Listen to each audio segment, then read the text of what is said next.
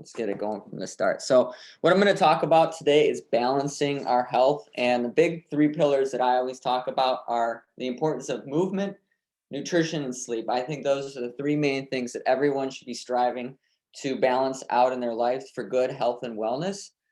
So before we get going, what I like to do before I do anything like this presentation is get people up and moving. So if you've got some space, if you don't, I understand, but if you've got some space, I want you to get up on your feet. And we're going to start with some squats if you can.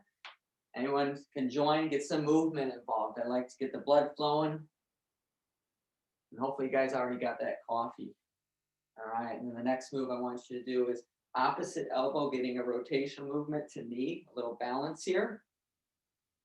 So just nothing big, just a little bit to get you up out of that seat moving. Let's go to the other side. And then we're going to get some lateral movement by throwing in a couple of jumping jacks. So we get those hips and shoulders open.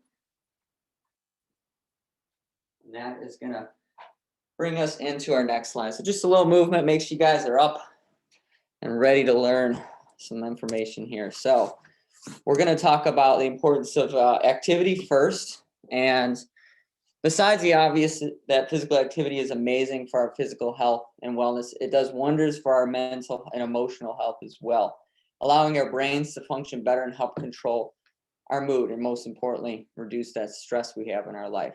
So one of my favorite books, and I'll be referring to a lot of different books, so Spark. This is at the top of my list of recommendations. It's written by a psychiatrist. He goes into detail explaining these mental benefits, especially as it pertains to cardiovascular exercise. So when you're thinking about exercise, if you're not too big on the idea of how it helps you physically, also consider how it's going to help you mentally. There's been a lot of research in recent years to suggest how it helps us learn, improves emotional health, so makes us feel better, improves immune system, improves quality of life and life expectancy. Who doesn't want to live a very good quality of life later into their years? Decreases the risk of injury so that we're not sidelining ourselves. Reduces chances of chronic disease. So think about some of the big ones today: diabetes, heart disease, cancers. 1 second. There we go. So make it a mission to move every day and invest in your health. Even if it's just for a little bit, make that time to move.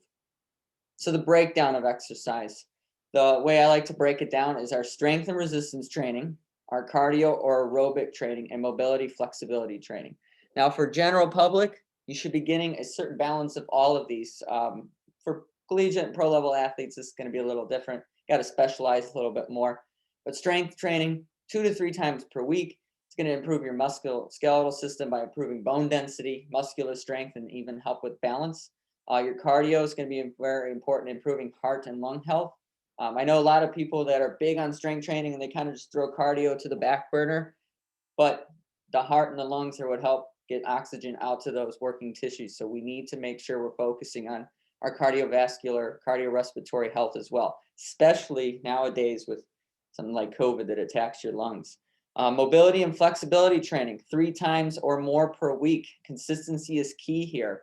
The best time to do it would be right after a workout instead of waiting for another time. I know so many people, it's like, oh, I'll get to my stretching later. Do it right after the workout. The muscles are warm. It's the best time and you're more primed and ready to go into those stretches. It's going to help reduce the risk of injury and keeps our joints feeling good. And then for all of these, find the one that works best for you. If you like to power lift, do that for your strength training. If you like to do bodybuilding style workouts, do that. Whatever is going to pique your interest and work with your goals. For your cardio, if you're not a runner, find something else. There's biking, there's rowing, there's swimming. Find the cardio that fits you because you're more likely to stick to it if you enjoy it. And then mobility, flexibility training, it could be something as simple as static stretches after your workout or something like yoga. And I'm big on yoga. I like the fact that it's great for flexibility, but it's also great for learning how to breathe through movement. And then counteracting sedentary activities, or habits. So with technology in the modern world, especially nowadays with so many people working from home, with our personal lives doing stuff, we're spending a lot of the time sitting. And not only is this not good for our backs when we're sitting in a chair all day, but it also prevents us from moving as much as we should. So one recommendation that I've seen recently is to base movement off a ratio of sedentary to active time. So for example, if you're sitting 8 hours a day, so some people, it's unfortunate, their jobs are a little more sedentary. They have to be in front of a computer. Try to counteract that with 1 hour of exercise, physical activity. Try to get to a moderate to a high intensity level of activity. If it's 6 hours, strive for 30 minutes. And then I don't really recommend less than 20 minutes a day. You should do something that gets that heart rate up, gets you a little bit out of breath, at least 20 minutes every day of the week. All right. So it's going to differ each day how intense you go, but try to get yourself up and moving. So the ratio is a really good thing to think about. And then when you're sitting, try not to be more than 90 minutes, even if you've got a long work day. Find a 5-minute interval where you get up and do, just like we did at the beginning, some exercises. It's been shown that even movements like that helps clear our mental focus. So every 90 minutes, you're probably going to get to this point where your mind's stuck anyways. Get up and do a little movement. So don't let that sedentary habits outside or throughout the weekday ruin what you're doing in the gym. We want to make sure we're counteracting that sedentary activity. Fueling our bodies. So the big thing I always try to tell people is when it comes to nutrition, so many people, especially when it comes to weight loss, are thinking about reducing calories. It's kind of this almost starvation type mindset. Not that people are starving themselves, but it's about reducing as much as possible. Think about your body as fueling it. If you treat it like a sports car, you wouldn't put the cheapest gas in there. You're going to put premium in there. You want the best for your body too. So when we go into nutrition, think about how you're going to nourish your body. So there's so many fad diets out there that promise instant results, and it's easy to want to just jump right into them with great enthusiasm. However, two common negative outcomes I see or that I've observed are that these diets are not what they're all promoted to be at face value, and they're very unsustainable, thus leading to high probability that you're going to just end up back where you began. I had a client that was on this crazy diet. I told her I was kind of against it, but I'm not a nutritionist. I can't tell her what to do and what not to do. She did lose a significant amount of weight. It was something like 20 pounds in 2 months. And I kept telling her, make sure that when you go off of this, because it was for a dedicated period of time, that you start gradually progressing yourself into a normal diet. Within a month and a half to 2 months, she gained the 20 pounds back. She just failed to recognize it. And then she was left at a point where she just went right back to where she was, less than a 6-month span. The other thing is people become paralyzed by all the options. So they're hopping around. They're on this diet for a week, then they're on this diet for 3 weeks. And consistency is important. So if you're always hopping around, it's a terrible habit to get into. Big thing is just find a good diet that balances out all the macronutrients, which we're about to discuss, and then continue that. All right. Don't let up right away. It's hard sometimes when you don't see results as quickly as you want to, but if you stick to it, they're going to come. So it's important to think of your nutrition as a way to fuel your body, not deprive it. So we're fueling our bodies, not depriving them. And so our macronutrient breakdown, this is coming from Dietary Guidelines for Americans. This is actually the 2020 to 2025 recommendations. I'm sure plenty of people have seen the My Plate, and it's a good breakdown, getting your fruits, your vegetables, your proteins, your grains. But the big thing I want to tell people, because this goes back to those fad diets, is not all carbohydrates and fats are bad for you. There's such a big thing on low carb diets, low fat diets. You need these things in your body. Fats are important for cellular function. Carbohydrates are extremely important for your central nervous system. If you've ever been in a point where you haven't had any kind of carbs in a while, sometimes you get this thing like a mental fog. Your thinking isn't even quite there. So we need these carbohydrates for things like that. We need fats for our regular functions in our body. It's about balancing them out throughout the day and choosing the right ones. You want to stay away from the refined and added sugars and saturated fats and sodium. So unless you're on a specific plan with your doctor or registered dietitian, think you've got some sort of chronic disease, it could be diabetes, whatever, or a medication that interacts with the food, then you should have variety in your daily nutrition. You shouldn't just be restricting all these things without having a reason why. And you should also be talking to an expert that knows your body and what you should be getting. High protein diets, however, are becoming really big and promoted. And while it's great to get protein in your diet, it's good for tissue repair. You need them for cell function. the big thing is high protein isn't all that it's cracked up to be. There's a thing called blue zones, and these are 5 zones in the world that have the highest, abnormally highest amount of centenarians, so people who live above 100. And I watched this little documentary that went to all these places, and the one common thing they found is not a single one of these areas was eating high protein diets. Some of them, depending on where they went, were actually eating higher carb diets. So more protein doesn't always mean better. Your body can only break down so much, and then the rest is just going to go to waste anyways. So don't always go with these high protein, low carb, low fat diets. You got to get a breakdown of each. Make sure you're getting your fruits, vegetables, all that good stuff.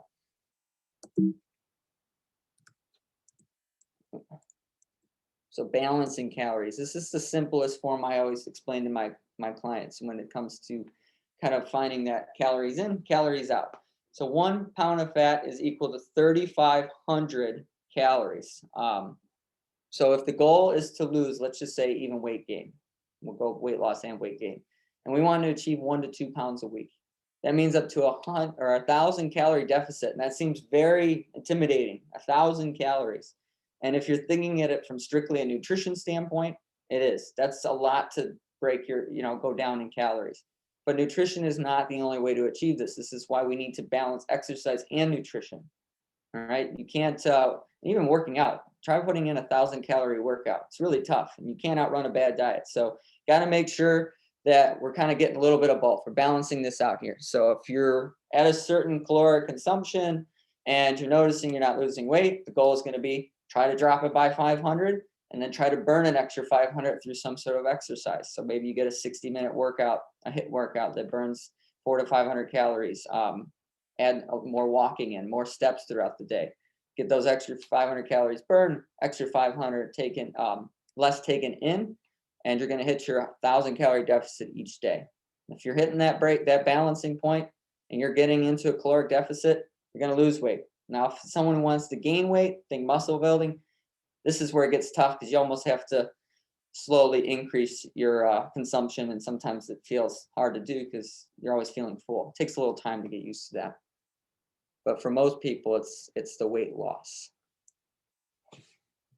So let's talk about sleep. This is a very important one. So importance of recovery. Big slogan, no pain, no gain. I'm not a big fan of that. I think got pain, use your brain. If you're hurting, listen to your body, because if you try to force yourself through an exercise and you've got some sort of injury that's coming, or you're going to create it by going through a heavy workout, you're going to sideline yourself. So now you're sedentary. Now you can't get it into the gym. You can't put through a good workout like normal. And here's a really good, when we talk about sleep, this is from the first chapter of Why We Sleep. This is a really good book. I read a few years back. This guy is a PhD researcher, I think at Harvard, if I'm not mistaken. So he knows his stuff. He provides a lot of great resources. He definitely cites everything that he claims. So let's read this little excerpt here. So 2/3 of adults throughout all developed nations fail to obtain the recommended 8 hours of nightly sleep. And this is from the World Health Organization and National Sleep Foundation.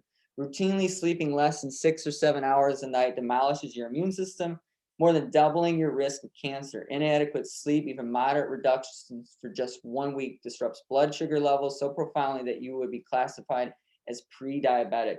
Short sleeping increases the likelihood of coronary arteries becoming blocked and brittle, setting you on a path toward cardiovascular heart failure. So he really paints a pretty gloom picture here in the second paragraph of the first chapter. It's not like, we're going to just all of a sudden dip down in our health if we get some nights where we're not getting enough sleep, but we need to make sure that it's not a chronic issue. Because if you're eating right and you're exercising right, but you're sleeping terribly, you're going to negate all that stuff. Your exercises are going to feel worse. Your nutrition is going to end up slacking. You're actually more prone when you're tired to want to gravitate towards those refined sugars.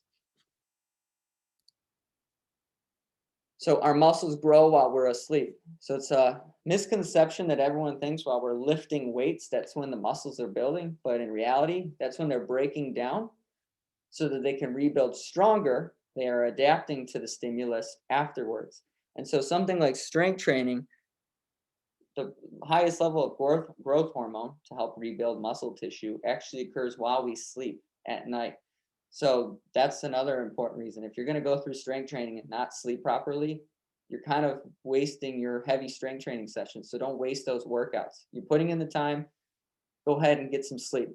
Failing to give yourself the proper rest and sleep each week slows down progress. This is going to lead to less intense bouts of exercise. And like I said before, you're going to start eating probably poor. You're just tired, so you're going to gravitate to whatever you can quickly get in. Think about how low energy from a lack of sleep and no fuel in the tank will set you up for a workout. If you've slept 5 hours the night before and you've had nothing to eat that morning because you think reducing and restricting my calories is going to help me lose weight, your workout's going to go pretty bad. I mean, there's high chance that you're not going to get anything good out of it. And you might even finish early because you just don't have the energy. So monitoring your sleep. So the recommendation is 7 to 8 hours of sleep per night. Anything less than 6 consistently, doesn't mean if you get 6 hours a night here or there, it's terrible for you, but it can start to really affect your health. So tips for creating better sleeping habits. Try to wake around the same time every morning. This is more important than even getting to bed at the same time. So even on those weekends, if you're generally getting up at 6:30 in the morning, Monday through Friday, try to keep it within an hour. So maybe no more than 7:30 on the weekends. And that's a tough thing to do. And it's okay if every once in a while you do it, but you don't want to get to this point where it's so off, where you're sleeping an extra 3-4 hours on the weekend. And then Monday, you've got to get back up again. You just completely throw out your sleep schedule. Create a bedtime routine at least 30 minutes before. Keep electronic devices away. Try not to eat anything a few hours before bed. Create a calm, quiet, and comfortable environment to sleep in. It's going to put us in a good state.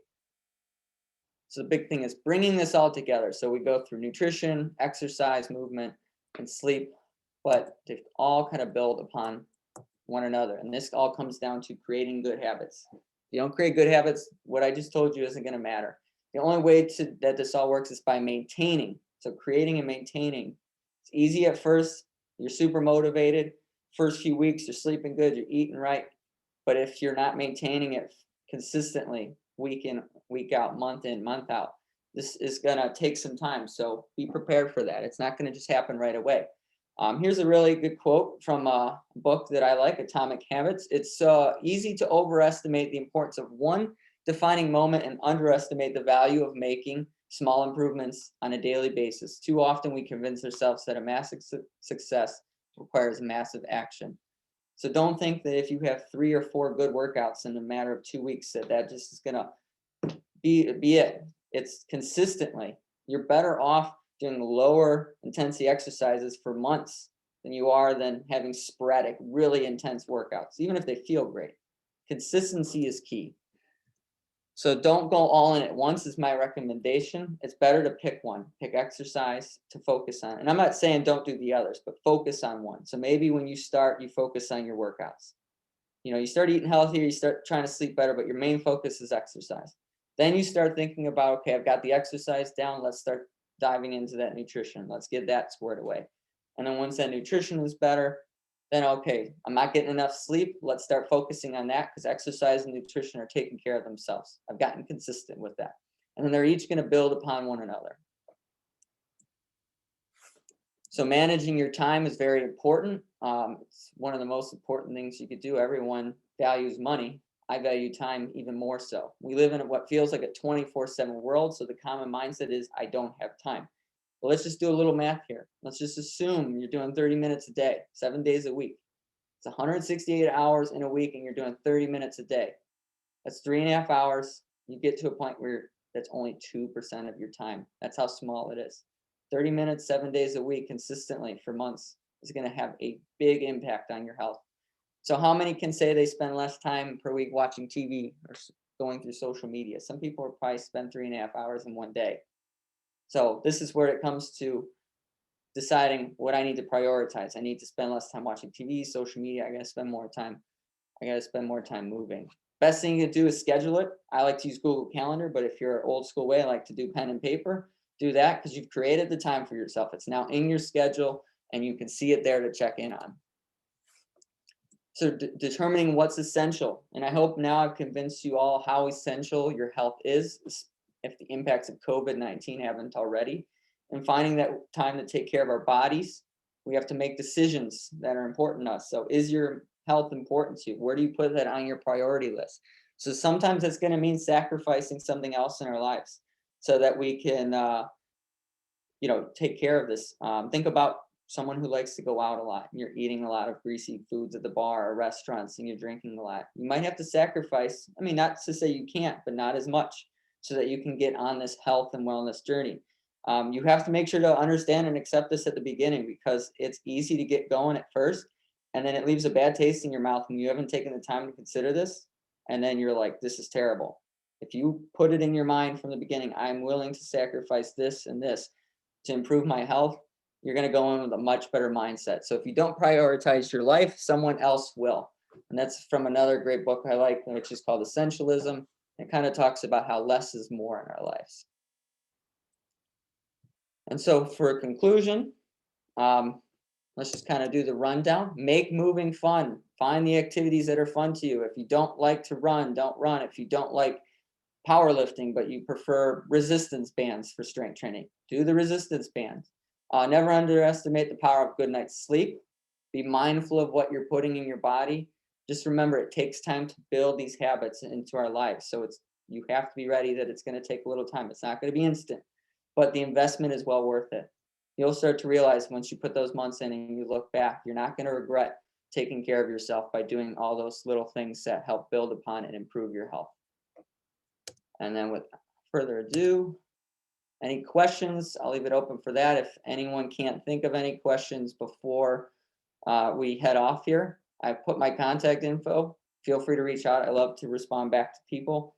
And my favorite quote, to me, success is not about what I've accomplished or achieved in life, but rather what I've helped others to accomplish and achieve. So hopefully I've helped you guys set the stage for being a little more successful with your health and wellness moving forward. And then I'm guessing Melissa will take it from here. Hey, Kevin, I have a comment and a question for you. Yeah. So I know you mentioned Atomic Habits in your presentation, and that's an awesome book and has really helped me in terms of my coaching and training and as well as my own personal journey. And one of my favorite points in there is about how small and like unremarkable changes may feel irrelevant and like they're not doing anything. But when we do start small and start adding small habits in and build on those, we really do make big changes. Because a lot of us, especially with health and wellness and our bodies, we want to hit the ground running and change everything at once. And so I wanted to see what your favorite ways to implement like small changes, or what you would recommend would be little habits that are easy to tackle for people in this presentation that they can do on their day-to-day basis.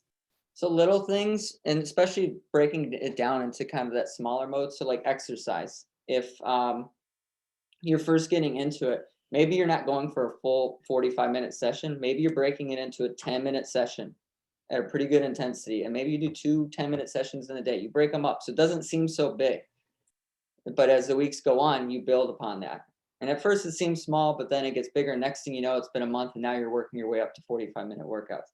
Other things could be something with nutrition as simple as like, okay, first thing I'm going to start with is getting more water. Just for a week, I'm going to mark that I'm getting enough water. Then the next week, it's going to be getting a little more vegetables in my diet. Because everyone wants to go into diet, especially, and just like, I'm going to drink more water. I'm going to eat healthy. I'm going to do this. I'm going to cut everything out. And then it's like, bam, I'm not ready for this. So each week, kind of make a new small goal for that nutrition. When it comes to sleep, it's easy, or it's not easy to go from like regularly sleeping 5 hours a night to getting a good 8 hours of sleep. So maybe every day you add like 5 minutes extra to your rest. And at the end of a month, you're going to get much further into your sleep. Awesome. And we had another question regarding healthy recipes. Do you have any of your favorite recommendations for healthy recipes, or maybe your favorite meal prep options? My favorite meal prep options. Now, my biggest thing is I love, I know it's bland and basic, but chicken, brown rice, broccoli, those are my go-to. They're all really good for you. It's a great dinner. In terms of recipes, I don't know. I like to have variety. I've become a better cook in the last few years. And for some reason, because as a kid, I was terrible at trying new foods. Now I love to try everything. So I can't say there's a perfect recipe because I'm always trying new stuff. So I'm always kind of researching and finding, and it's nice when you cook it yourself because then you know what's going into it. You know you're not putting unhealthy stuff. But yeah, so another big thing I would recommend for some people is maybe doing stuff like healthy smoothies. That's great in the morning. So I like to do stuff where it's like a protein powder, almond milk, banana or an avocado, mix it in with blueberries and raspberries is a great for antioxidants. And that's a great go-to in the morning, especially if you're someone who doesn't have a big appetite first thing. Because we don't want to skip out on breakfast. I have a question. Yes. How do you balance strong quads and weak, the back muscles? Mm-hmm. What would be a good stretch or couple of stretches? Stretches for like the backs of your legs and your quadriceps. Yeah, because when you're sitting, your quads get stronger, but the back, so there's an imbalance. Is So there? one of my favorite stretches that I love to do, and I'm going to demonstrate it right here, so hopefully you guys can see me on the ground, is I love to do, and make sure when you do this, you've got something under you like a pad, because if you're on a hard floor, it's going to hurt. But come down to the ground like you're in a lunge, and you shift your hips forward. And actually, let me demonstrate from this side, because this helps open up the hips, it helps stretch the quad, and then what I like to do is raise up towards the ceiling, because this helps open everything up, especially since we were just rounded and sitting at a desk, maybe at a computer. So brings their shoulders back, raise their hands up. That's one stretch that if you're sitting a lot and you want to get those muscles stretched out, it kind of hits a few at once that I would recommend anyone do throughout their day. Make it a daily stretch too. Okay, thank you. No problem. So I also had a question, if that's okay. Yeah. What time of day would you recommend working out? Like morning, nighttime, or does it even matter? This is a really good question because at first I always used to think that first thing during the day is best because you're at your most energetic. But working with clients who I know are night owls and are great energy at night, so it kind of depends on your personality and your work schedule.